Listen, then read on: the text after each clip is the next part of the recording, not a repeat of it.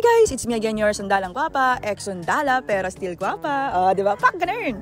So for today's mini vlog guys, samahan niyo akong mag-renew ng lisensya. Ayun, yes guys, yung PRC license ko. Dapat guys, last year pa talaga ako mag-renew ng license before ng birthday ko noong November 21 last year. Kaso nga, sa sobrang busy na rin sa work.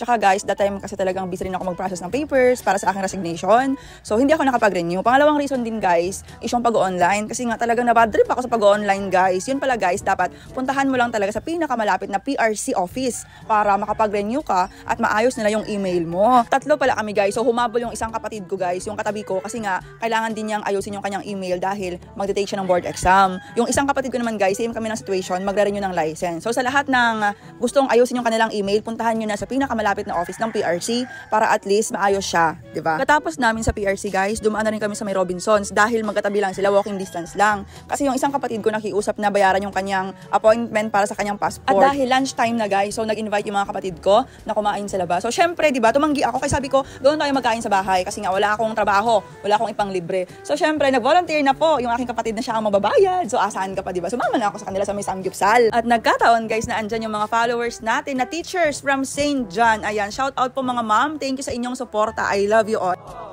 Tapos guys, dumiretso na kami agad sa may KCC kasi yung pamangkin ko talagang gustong mag-playhouse sa may World Fun, charot.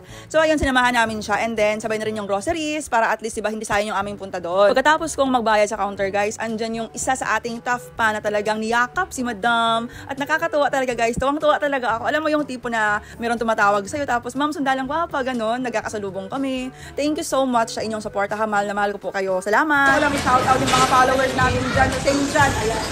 Hi! Happy Teacher's Day! Ayan. Ma'am, thank you support. I love you all. Guys, followers, ma'am, thank you sa support, ma'am. I love you so much. So guys, tapos na ako mag-grocery at ang aking mga kapatid, di ba tapos na rin sila mag-grocery. So pagkatapos nun guys, umuwi na kami kasi nga nag-i-invite pa yung kapatid kong magkape. So yun lang guys, thank you so much sa mga suporta, sa lahat ng mga taong nakakasalubong ko ng mga followers natin. Maraming salamat sa walang sawang pag-support kay Sundalang Guapa. So yun lang po, until my next vlog, mama!